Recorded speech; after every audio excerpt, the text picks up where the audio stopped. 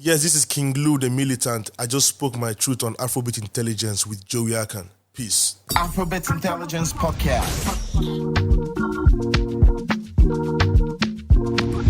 Afrobeats Intelligence. Democratizing African music. Okay, it's good to see you again, man. Good to see you, Kiing Lu. Welcome. First, you look like a polar bear. I ain't gonna lie. You look like a polar bear. Yeah. Do I look good? You look like a good-looking polar bear. Well, yeah, that's a great outfit. Thank you, Joe. That's a great outfit. It's so interesting. I've known you across multiple seasons of your existence, and this has been your flyest.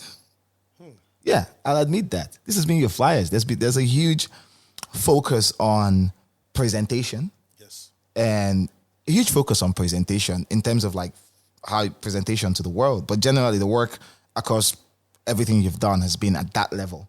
But now you're just presenting differently. Yes. Was it such a big deal to shift your mind from primarily working on the back end for so long and then going to the front? I had a plan. Okay. I initially started music as a rapper and a producer. Yeah. At some point, I felt like I needed to know more about this business. I needed to understand the business side of music. It's one thing creating, it's one thing understanding, another thing understanding the business side. So I was blind. I was just releasing music. I didn't understand how, to market the music. So I had to put a hold on music, and I started interning for labels, working with artists, getting that experience. So it was a plan, for me to gain that experience and then come back later in the future to what I love, doing, which is making music. And that experience, does it add to what you do now on the front end? Yes. In what way? So I worked with a bunch of artists, a lot of artists, and I tapped from a lot of their energies, and I equally worked with some labels, some global labels too, as an A&R, and then I was head of promotion. So I understand music consumption, I understand the pattern in which consumers, consume this music thing, and then I understand how to equally create, because different artists with different ways that they make their own music, So it was easy for me to actually tap into their own experience. I was guiding them, but I was equally learning from them. Okay. So let's talk about your experience as an exec before we go in. But first, I'm thinking if I should start from your experience as an exec, or I should go down to how you approached music. But we'll get there. So your experience as an exec.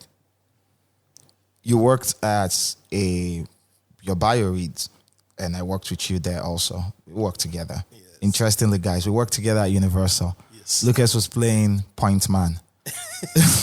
Yeah, Lucas, you technically ran the entire label because you handled everything that involved creativity and marketing. Yes. And what was that experience like, getting into the game first before Universal? What role did you play, and where did you play that role? So I lived in Ghana for like 7 years. Yeah. What actually took me to Ghana was I was trying to understand how their business, model work, how their music business works, there in Ghana, and I loved the experience. But why Ghana? I've always been connected to Ghana. I don't know how, but I've always wanted to go to Ghana. Even when I was still back in Nigeria, I loved Ghana so much. I love their sound. I love their high life sound. Mm-hmm. I had artists that I really loved then. Ofori and Ponsa, the VIP guys are now VVIP. All those guys, they really inspired that move. I really wanted to go to Ghana to meet these guys, understand how they make their music. I was blessed and opportune to actually be in the studio with some of them while they were creating their own music. Yeah. So Ghana was the first experience for me. Well, with Ghana, what did you find in Ghana? What? What did you find in Ghana? What did you find in Ghana? How What year was this? 2008. 2008. How was the music business in Ghana then? One thing I know for sure in Ghana is they are rich. They don't joke with their culture. Yeah. They are rich in culture. Like they literally infuse their culture into whatever they do. They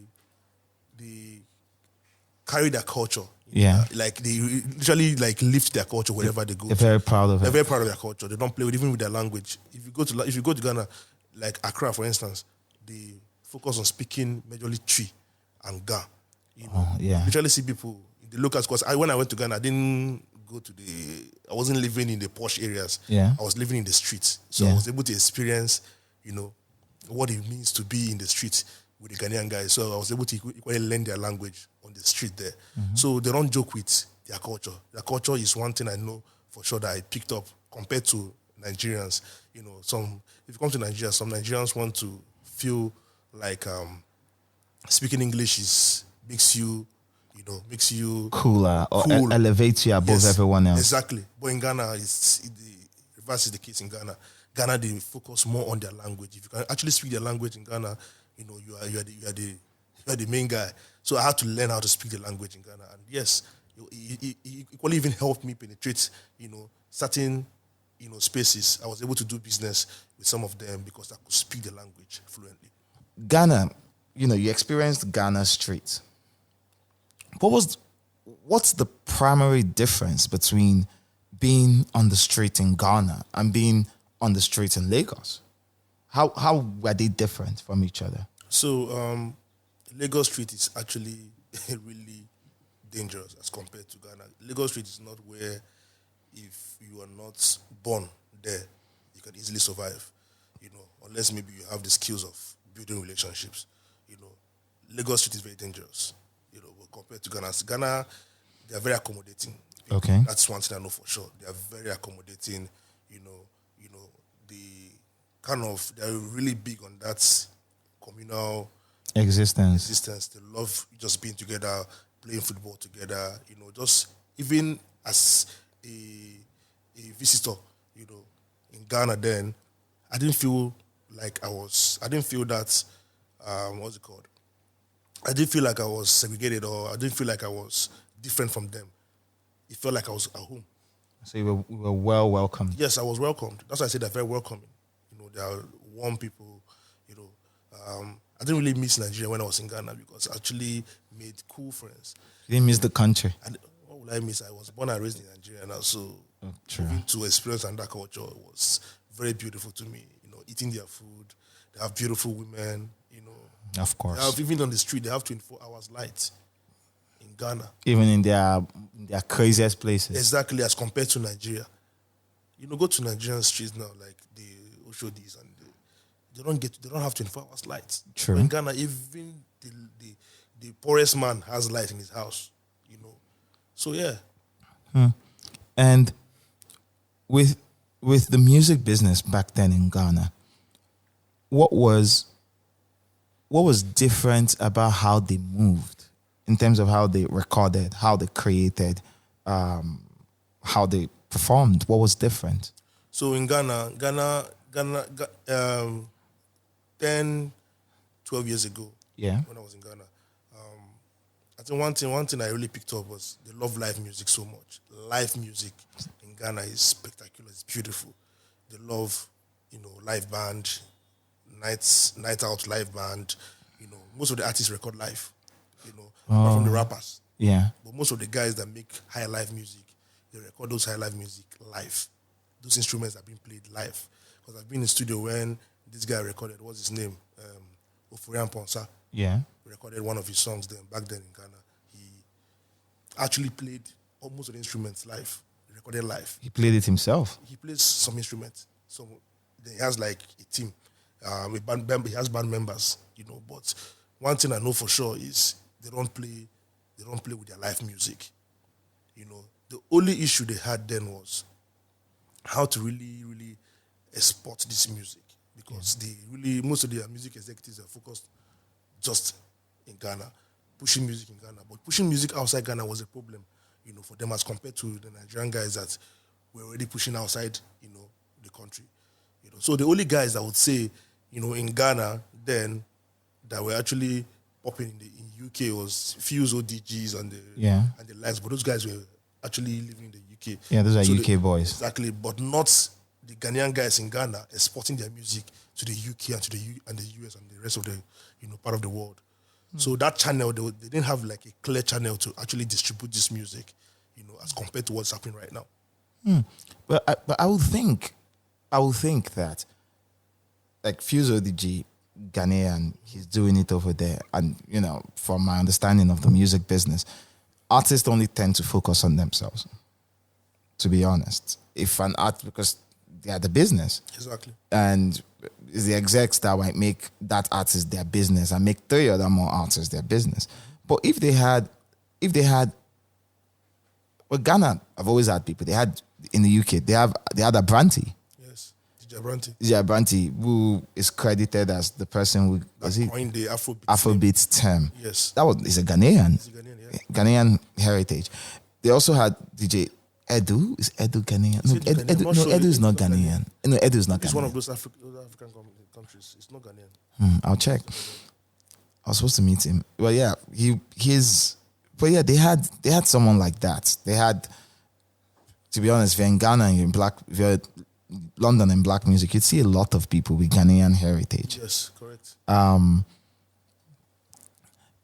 So one would think that if one artist that's a Ghanaian artist works over there, just like what happened to us, if an artist that's a Ghanaian artist works over there, then isn't that supposed to ginger more people locally to say this thing we will get, it would still pop over there?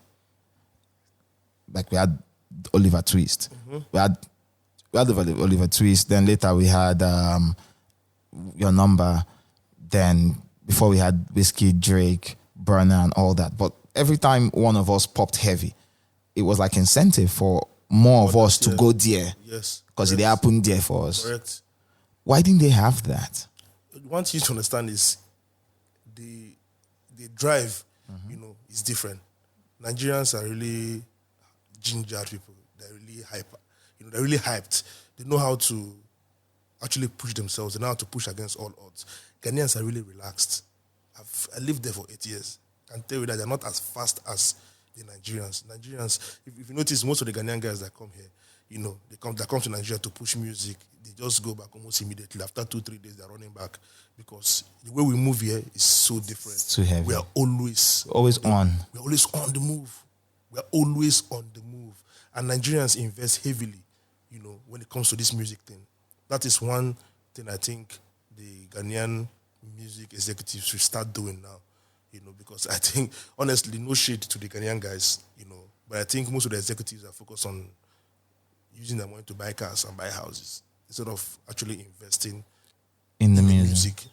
So the way the Ghanaian music industry is right now is the fault of the music executives, because no government helped the Nigerian music industry. No. It's individuals that built it. We. Exactly. We built it ourselves. So I think the music executives, they need to, come together. They need to unite, and that thing is unity. Most of their creatives are not even united. Even the artists are not united. Yeah, they have so many. So I don't know too much, but from this end, looking in over there, there's always like high profile beefs. Yes. Between the I've seen more beefs than collaboration from Ghanaians. Correct. Let me give you an instance. There was back in Ghana then, I used to be part of this family called a DC family, Dansuman family. Yeah. We had Shatawale then. Then Shatawale was still Bandana. Yeah, his name was Bandana. That was his name, Bandana. Then there was Samini, there was Tiny, there were a bunch of the Ghanaian artists. So we just do meetings. I think it was every last Friday of the month we do meetings. At that meeting, at the end of every meeting, Samini and Shatawale will always fight. These guys were like cat and dogs. They were always fighting. They didn't agree with each other. Always fighting because Samini was dancehall king. Shatawale was equally building his own movement. What's it called? The Nima movement he was building then. Before it turned into Beam Nation. No, not Beam is Stoneboy. Stoneboy. Oh, that's so sorry. Beam is Stoneboy. Shatawale is a SM. Is it SMA or whatever? SM. So he was building his own movement, and his movement was so big. Samini was that big dog. Yeah. Then I can remember an instance when I think it was Billy Man or one of these Jamaican artists came to Ghana then to Yeah, because Ghana had a lot of like reggae. yes, no, they have dancehall. A lot of dancehall in Ghana. Hip, high life, hip life. Yes, dancehall. Yes, so they have a lot of dancehall artists, and the dancehall was thriving well. Then, so a lot of Jamaican artists were coming, to visit Ghana and then perform. Then one of the artists then just cornered this this reggae artist and was like, no other artist will see this reggae. I was part of the people that brought him to Ghana, so no other artist is going to, see him to even collaborate with him. And I said, I was like, wow, what's happening? That's when I knew there was no unity in Ghana. They don't have unity. I think the new generation artists need to start preaching that. They need to start, uniting and then, exporting their music. Just look at the guys that actually live in Ghana to come outside to collaborate with Nigerians and other, artists, how they're doing well, from Stoneboy to King Promise, Kiddy, Amare. They're all doing well. So that's why it's always funny when I hear they say Nigerians don't support Ghanaian music or the media in Nigeria don't support Ghanaian music. It's very, very funny because Nigerians actually don't care. What they focus on is the quality of the music. If the music is good, they'll play it.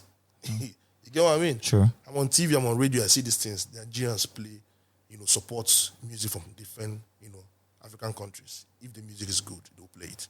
Yeah, I think it's the same all around the world. Because the only reason I know we're putting a lot of investment locally, Afrobeats, to make Afrobeats to the world happen. Yeah. We're putting a lot of investment. There's infrastructure being built, pipelines, contracts, all of that stuff. They're there. But you can only put music in front of people. You cannot tell people what to like. True. Yeah, that's it. You can always only say, okay, I'll put it on this station. I will put it on this playlist. Mm-hmm. But you can't tell them what to like. You can't tell them what will follow them, what will follow them home. Especially now that people have access to everything. Streaming platforms. Everything. So you can't even control it. No matter how you try, you can't control it. If you say you want to, reduce the percentage of foreign music on your radio station, it's fine, good move. But still. But that's not where people are. Yes, that's not where people are. You cannot tell the DSPs what music they need to push to a particular region. These consumers naturally consume what they want. They're connected. So what I think the Ghanaian creatives need to start making is, I'm not saying their music is rich, but I think they need to start infusing more sounds into their music. Push this music outside the Ghanaian, the Ghana border. I think that's what they just need to start, doing. There's no hate. Yeah. There's no foreigner coming to take your industry. I think the problem is in their industry. They need to work extra, to actually export their culture. When did you leave Ghana? I left Ghana in 2014. Why'd you leave? It was time. It was time to. What made you? What made you know it was time? What rang your homecoming bell? So you feel it inside of you that I think I've done my bit in this place, and I think I need to go back home and grow.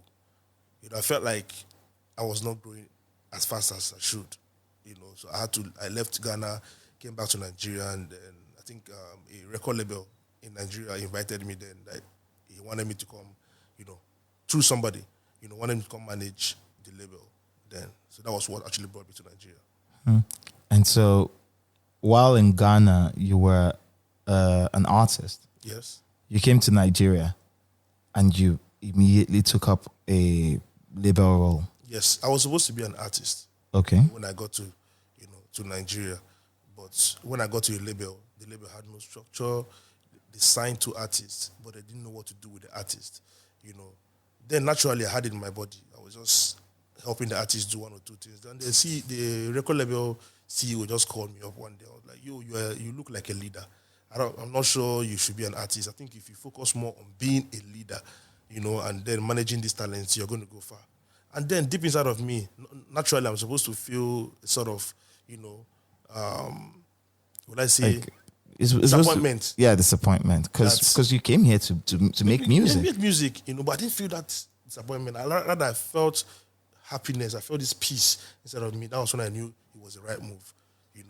Then I just And that was how I actually started even building myself.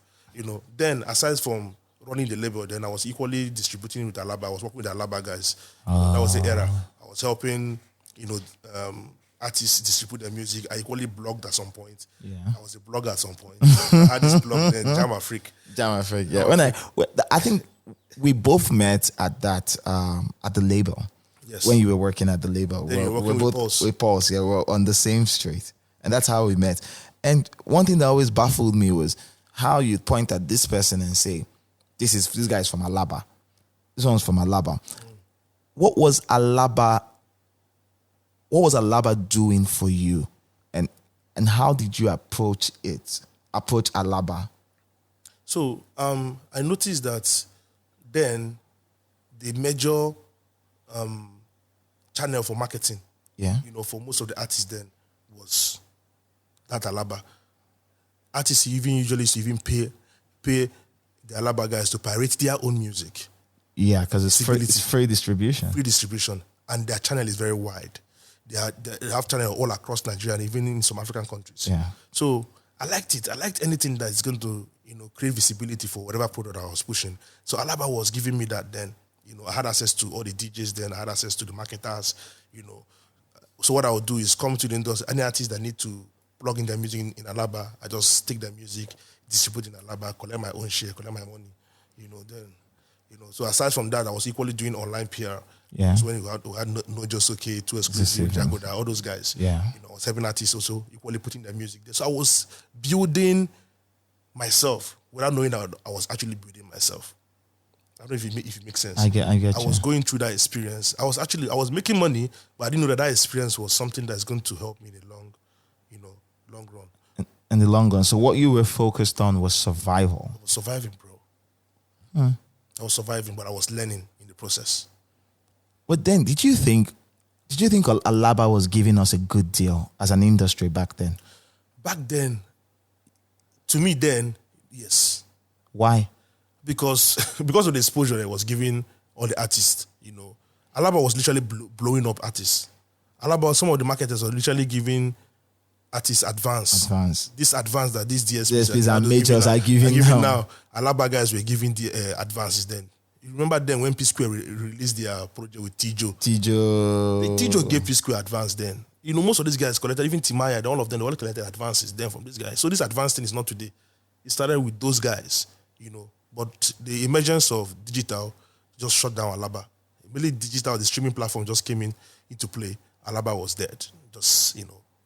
Was dead. But it really helped. Because Alaba did, even in the US, music was sold in CDs for so long. Yeah. Everybody had CDs, CD player. Yeah. And then when Napster showed up, think of Napster as a place where they pirated music. Mm-hmm. Digital piratation. It was Napster showed up and everybody slowly moved towards Napster. Then the industry, seeing that their profits had dwindled, because then they're organized over there, seeing that their profits had dwindled, they're like, no way, we need to find a new way to make this work. Yes. Before Spotify came, iTunes, Spotify. Right. iTunes came, people started walking through iTunes, then Spotify came. What Spotify did was, Spotify changed music from being a product that you could buy to a product you could rent for a specific amount of time. So you no longer could. Previously, if you wanted to buy music from iTunes then, you would go and buy the music. But with Spotify, they can tell you can get the same experience, but you don't need to own it. Yeah. You don't need to buy this music. Just pay to rent music. And that's what they did. But locally here, we didn't have, when the digital platforms came, we had our own piracy. People knew we could now put music online. Yes. We didn't have that level of control and of, how do I put it, organization to be able to properly move from physical to streaming. So we had this era when it was all digital piracy. Yes. So Alaba dying, what happened to your guys, the ones who plugged with so with it you? it was really a difficult time for them. It didn't die almost immediately. Yeah. It took a couple of years. Yeah. I think what really even finally killed it was when they started, technology changed a lot of things. Yeah. People started using more MP3 players. Yeah. Phones came out, all those Android and Phones became cheaper and came out. Stuff. So people had access to music and all that. So it was really hard for them to survive. There was only, and then only what the they were not CD. even thinking, what they were not even seeing then was, how do we, move this our Alaba thing that we're doing to digital? It was really hard for them because they were already stuck and used to the physical marketing, Alaba ways. And even the artists, it was very hard for the artists to even move on from that system. Yeah. Because they were like, this is a system that used to help us blow our music. A lot of artists they were all finding it hard to understand streaming and the benefits of streaming. It was very difficult. I think as time went on, they started understanding more, about streaming and the advantages.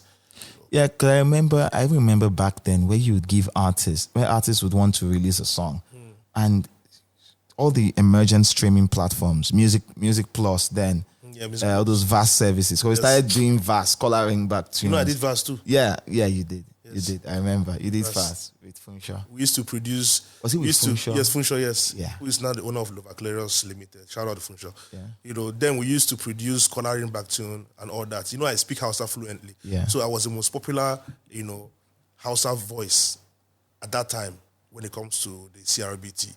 I was recording different tunes for them, for the North. Yeah. We did. I did a lot in this. So back then you would have an artist, you tell an artist, no, make money from your music, put it on all these preferred channels. Because I think at some point we had 9 Music. Yes, there was 9 Music came to. There was this other one. There was one we had then. Before starts with an S. Which one is that again? Oh, it's been a long time. Yeah, it's been a very long time. It's that Spinlet.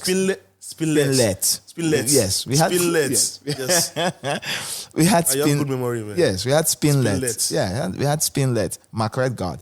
Yeah, we had Spinlet. We had a bunch of people, and then all these digital companies will be begging the artists that when you release music, don't give it to blogs to pirate. Yes. Let's work with us. We're the ones who will actually put money in your pocket. But the piracy from Alaba bled into the digital world. Yes. Because even the fans, we didn't know what streaming was. Yes. A lot of us just wanted to get our music. And if we go to Too Exclusive or Not Just Okay, Our music. to get it. Then I worked at Pulse. Then we did pirate music. Yes. But then it was standard practice. And we didn't even see it as piracy. Because the artists, they literally give you to put this music up for free. Yes. And now all of that changed. And then we began to do digital. You stayed at this company that you worked with. You stayed with them for how long? Which of the companies? The first music company you worked with in Nigeria? For like 3 years. From when I returned 2014 to like 2016, 17. So you learned how to run a label from there? Yes. Not entirely, but I learned the basics from there. Which were the basics? Basics was understanding the structure first. Mm-hmm. Like you need to understand that you have an A&R department. You need to understand that you have, the marketing department, the finance department, all those things. I just understood how, the finances, everything was just moving around. But I needed to understand this music, well, more from a global perspective. I need to understand it better, That was when I joined Universal. At Universal, what did you function as? When I joined first, I started as an A&R. I was working with Kimani. Kimani Moore. Kimani Moore. Big shout out to you too. You played a huge role, in getting me to Universal. Then you introduced me to Kimani. Yeah, Kimani is now the country head for Virgin Music Nigeria. Shout out to Kimani. She played a huge role, in getting me on board. So I started off as an A&R. I was working as an A&R, and then they moved me to promotions. I started heading the department. I was head of promotions. I designed the entire, promotional framework, structure framework, with the help of Eze. Eze, who works with Empire right now. Big shout out to him too. At some point, I started doing talent management too, managing the talents on the roster, Ideal, and a bunch of other guys, And then I started doing events too with Bayo. Whoa. You know, I started doing events, stage management, you know, doing event management, just learning. Basically, I was just learning lots, you know. I didn't want to just focus on this is what I am, what my job description says. I was working in all the departments. You know, I wasn't even looking at what I was being paid. It was not the money for me then. It was the experience, because it was like a dream come true for me that, finally, I'm not working with a global company, a global record label. Now I can understand this thing well, you know. So, yeah, I worked there for a couple of years. I understood the game, and I was like, yo, it's time to leave. So what was the main... So you would say you achieved what you wanted to have throughout Universal? Yes. And when it was time, I left. And what... Approaching global music, because then I remember we were still, the country, Nigeria, even as a culture and an industry, we were still grappling with fine-tuning how we worked internationally, how we could push our music internationally, even down to like deal structure, all of those things. That was like the wild, wild west of Afrobeats to the world. And do you think we're better now compared to then? When you look at how we work now globally, do you think we're better now compared to then? Definitely, there's been massive growth. The growth is really clear.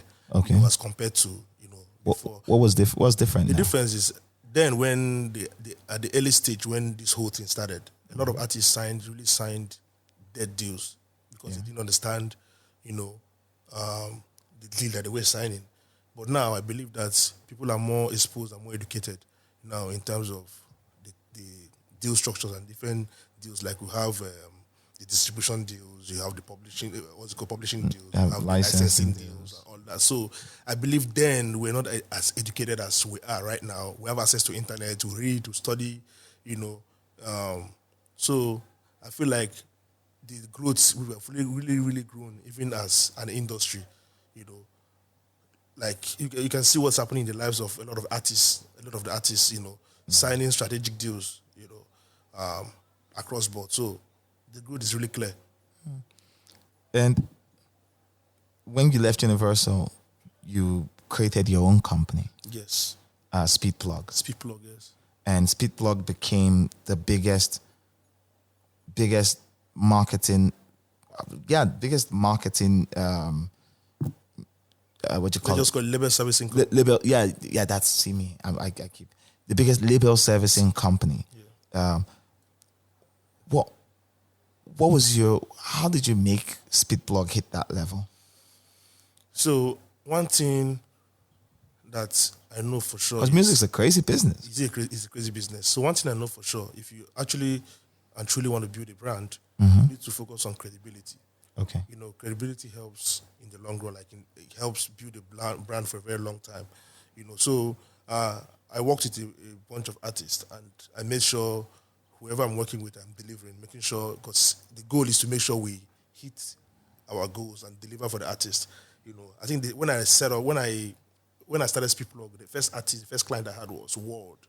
You know, then I had just left Universal. I think World was equally having some issues with them at that point. So he was like, yo, I'm trying to release a body of work with SARS. That was I Love Girls with Trouble with SARS.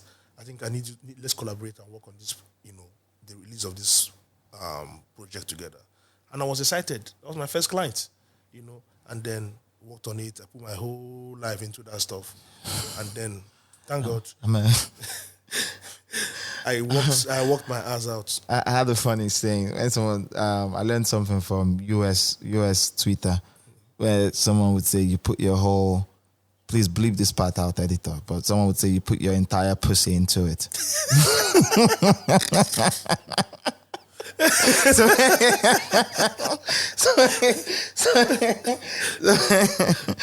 Don't vlog this part out. I like it. Okay. So yeah, I put a lot of energy into it, you know, and then thank God it became very successful. You know, the project was big, you know, had hit records for the projects. We had March that became a number one song on radio, you know, in Nigeria. Yeah, that was a beautiful project. You know, it was everywhere, you know, World. And that project really announced World, you know. And whenever I look back at that project, I'm like, yo, I really put in work into this project. Feel a sense of pride. And then that project, yes, a sense of pride. And that project attracted more talents to me. I started working with a bunch of other talents because of, and whoever I worked with then, there's a level of success. So this had like a track record. So you were credible, Yes. and you were effective. Effective, yes. And both of them combined is a recipe for success in the market. Exactly. And our market is a place where you find, what word should I use? Scorpions and snakes. Snakes and All scorpions. they want to do is grab your money and move. All they want to do How does that happen? they'll promise you, and then So let's say an underdeliver. artist shows up in the game now and says, I want to do something. How do the snakes and scorpions get to the artist? The snakes and scorpions are humans like us. Yeah. Obviously. But of course, They come, they sell themselves and say, yo, we can do this and do this and do this for you, do that for you. But at the end of the day, they can't do shit. They cannot do anything for you. They just take your money and then start posting you, you'll be unable to reach them.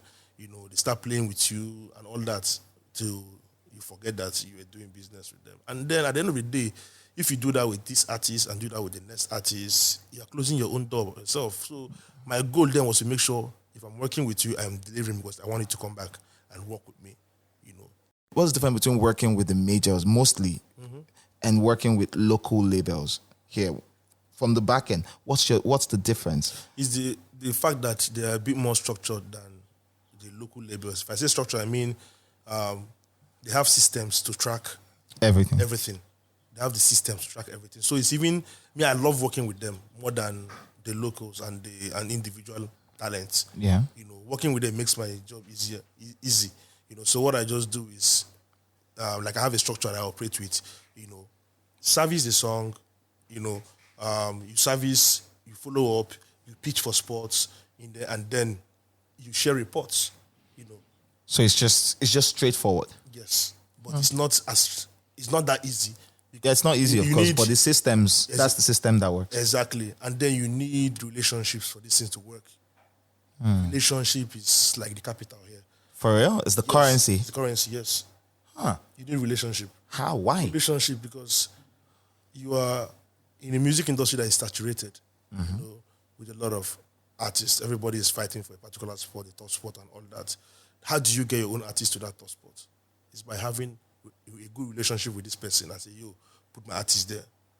My artist did that point. You know what I mean? So you need to build real relationships. And if I say relationship, I'm not saying because I want something from you and then I'm building a relationship with you. Build relationship because at the end of the day, we're humans. Yeah, connect with the next human. Exactly. Build real relationships even outside the music space. And that's what I'm doing. Everybody I work with today, they're all my friends. We hang out, on a normal day. And it's not just about, I want something for you before I start calling you. You get what I mean? Yeah, you guys are bros. We're bros. We're guys. Yeah. So it helps. So if you want to succeed in the business, it helps to have all of these relationships. Relationship is important. But what's most important is having a good budget. You can't take that away, man. No, you can't take that away. Okay. The topic of money and music, it's very touchy for a lot of people because number one, we don't open our books as an industry. Yes. Everything is so. Sometimes I'm in meetings where my industry overlaps with music industry, overlaps with another industry, maybe tech or finance, and somehow when the music industry people start mentioning figures, the tech people, their heads are blown. They're like, Jesus. I'm like, but these are small sums in my industry. Yes. Actually. So every time I come out and tell the world like just a fraction of how much we spend or what works, there's a huge emotional reaction because Yes. it is objectively, it's a lot of money. The investment end is a lot of money. And then if you're successful, if you're successful, what comes out on the other end is still blood money. Yes, it's a lot of money. Just the early stage is usually really challenging and difficult because the way music business is structured, it's not like buying and selling. Yeah. It's not like you're putting in this amount and you're getting that almost immediately. You have to grow a mindset of building. Yeah. I am putting this money because I'm trying to build something, gradually from the ground up. That is what people like Don Jazzy, did for Maven. Built Maven from ground up. With his money. With his money. I don't know, I think I saw an interview you did with Don Jazzy where he said he spends on an average of at least 50 million or something per single release for his artists. Mm-hmm. It's true. Our industry is capital intensive, especially now that we have influencer marketing and everywhere people need to activate influencer campaign. I think influencer campaign is the most expensive form of marketing right now. Why? Most expensive form of marketing because every influencer is charging, per head. They're giving you their own figures. One influencer is charging you 400K, the other one is charging you 1 million just to post. It's true, Sha. One video, one content. I also charge. You're an influencer too. I became an influencer. I was a journalist that had influence. Yes. And then all of a sudden people were like, monetize your influence. Yes, I'm like, no, journalism. After a while, I saw a business case for it. Mm-hmm. And so now I found a way to make it work. Yes. So influencers charge a lot and we have a lot of them. And now the platform right now that they create with is TikTok. Yeah. As compared to when we had Drille. They had Drille was the But now, TikTok, they create on TikTok, they export to Instagram to create more visibility. So those TikTok boys, they charge a lot of money. They charge an arm and a leg just to create content and then post on their page. So it's a lot of money. So I usually don't advise indie artists or new labels to put money behind influencer campaigns because it's a lot. Because if you actually want to create a buzz, for a particular song on TikTok, you need to really put in a lot of money. True. Yeah, if I say money, I'm saying you're putting at least 20, 25 million. Jesus. Yes, to service that space alone. Just influencer alone. Influencers alone. If you want to properly service the industry. Yes. Or service your project. Yeah, exactly. 25 to 30 million. Exactly. If you want to do it well. If you really want to go all in, and then that's when you're going to notice the buzz. And the funny thing is, TikTok campaigns, they don't translate to direct streams. Yeah. They only translate to streams when there's a buzz. Yeah. Now, that buzz will direct people to streaming and all that. Yeah. But say, as the song is being played on TikTok, it is counted as stream. Never. I just hope our industry gets to that point where as your music is playing on TikTok, it's counting as stream. TikTok, they've launched their music app. Okay. I think they have licensing deals with everyone. They're launching TikTok Music. TikTok Music, yeah, I think I heard yeah, they're launching TikTok Music, where basically since a lot of music around the world is hosted there for free even. So now they're saying, you don't need to go out too much. You can still stay on the platform. Yeah. Because a lot of what TikTok does is music. A lot of it is the industries. Currently, TikTok is like the music industry's funnel for main funnel for marketing. It's even dictating how the music is made now, or what versions are being created. People make sped up versions, little versions. They have TikTok versions for everything. And certain records, certain A&Rs, you work with them and they're like, this cannot work on TikTok. So it's crazy, man. Do you think it's good for the industry?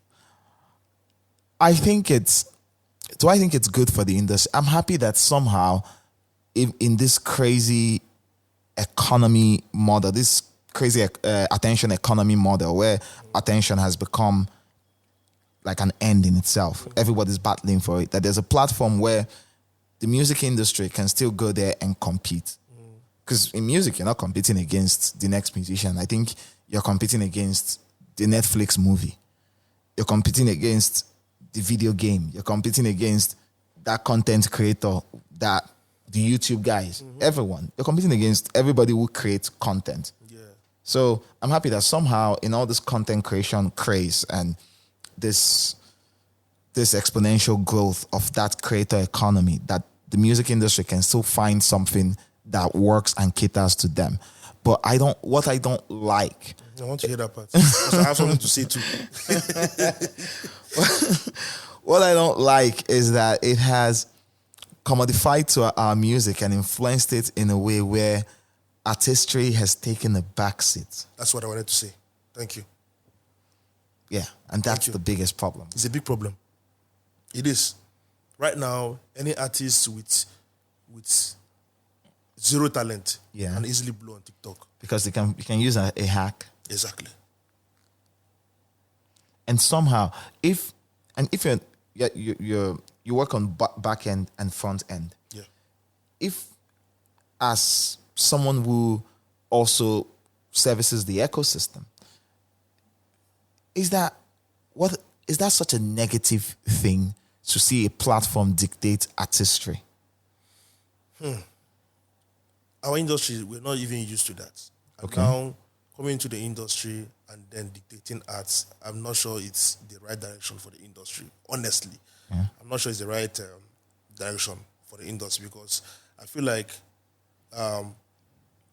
when real talents create art, you know, they should be able to stand the chance to actually, you know, gain that exposure. Yeah. And that's real connection with the fans. Yeah. But these days, you just have anyhow artists just come and make music, and then next thing it's scattering your ear everywhere, even in the clubs, and you know.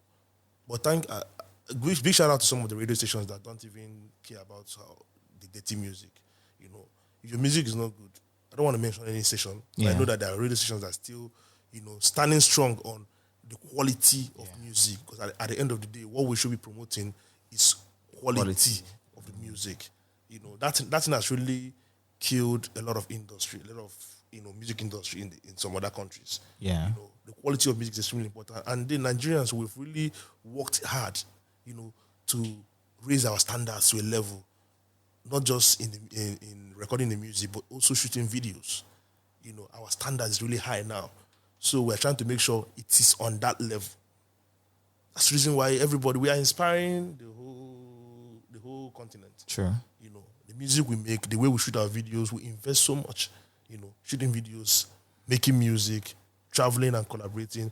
Gone are those days. The beautiful thing of this era is we don't glorify that thing that artists used to do then, that they just travel and collaborate with an international artist and then back home we're shouting, yeah. It's no more, it's not, people don't really even care about it anymore. Yeah.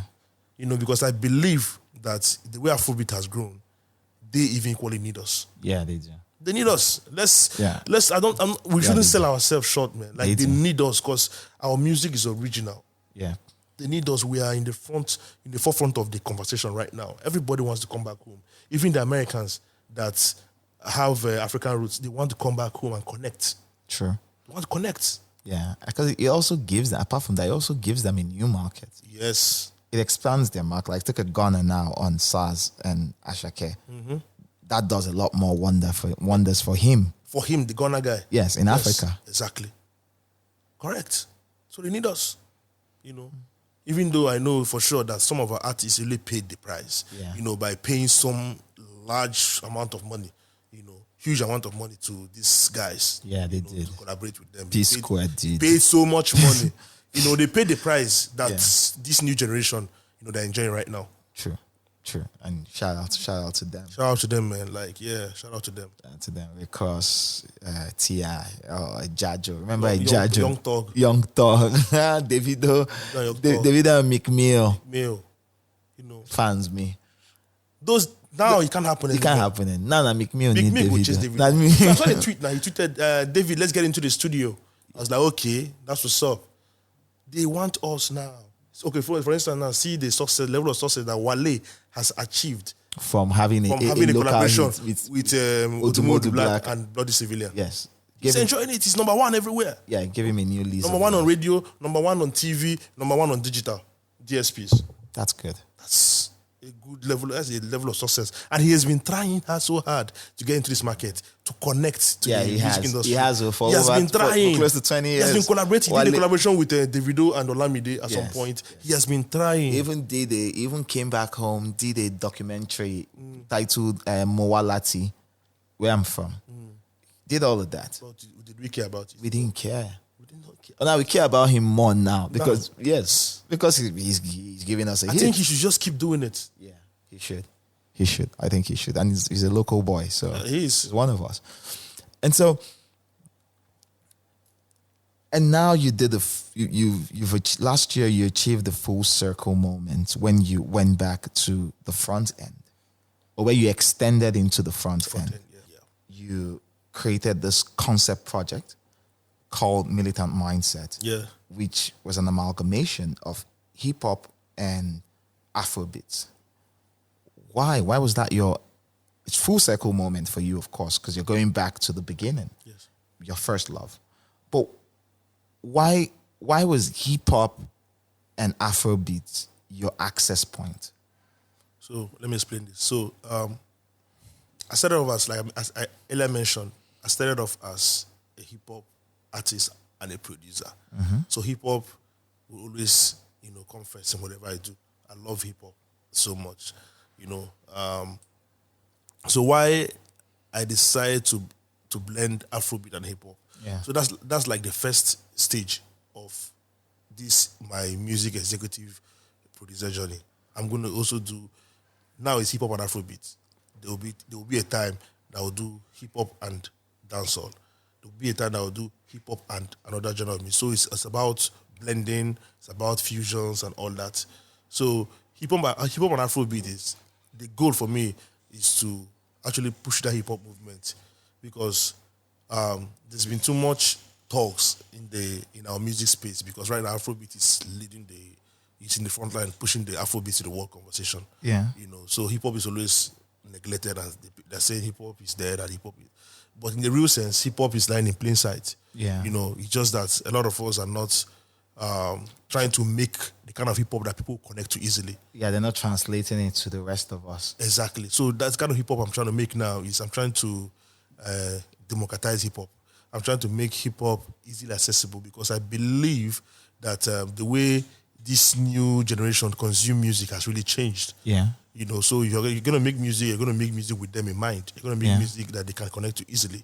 So that was like the major goal for the project, blending hip hop with Afrobeats, and also making it easy for the people to connect, to. I see it. It works, because a lot of time, and even me, I've been guilty of it. But recent developments have changed the way I've seen it. I've been saying it for a while. Even Seth, hip hop didn't die on this continent. It didn't. What died was our American approach to hip hop. To hip hop, I agree, 100%. That's what died. Yes. So, but there was still hip hop.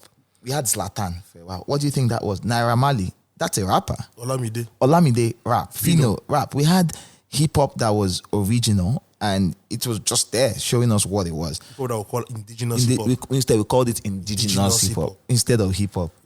Yes. So indigenous hip hop is our hip hop. It's our hip hop. When he came home, we turned it into our hip hop. Exactly. And fused it with all our elements. And that's why we have people like Olamide and Fino with lengthy careers filled with amazing success. And so you've been able to do that. You had a lot of great people on the project. You had Odomodu Black. That's a great person. Skills. You had Alpha Genie. You had Skills. You had Vector. Vector. A lot of people. Beautiful. And now, the future now, you're still in your hip hop fusion phase. Yes. That's nice. But why'd you call it Militant Mindset, though? Militant mindset. Okay. So the word militant, whenever that word comes up in the Nigerian, in the society of today, it stirs the image of violence. It stirs that image of, resistance. Yeah. The image of rebellion. Yeah. Anti-establishment. Exactly. But in the real sense, militant is an English word. Yeah. That means an organized group of people with a goal, pursuing their dreams aggressively. Yeah. So the keyword aggression. What I'm trying to say here is I'm trying to spin the word. I'm trying to, just spin it, to my own advantage. That's what I did there. What I'm trying to say, you reclaimed it. Yeah, I reclaimed it.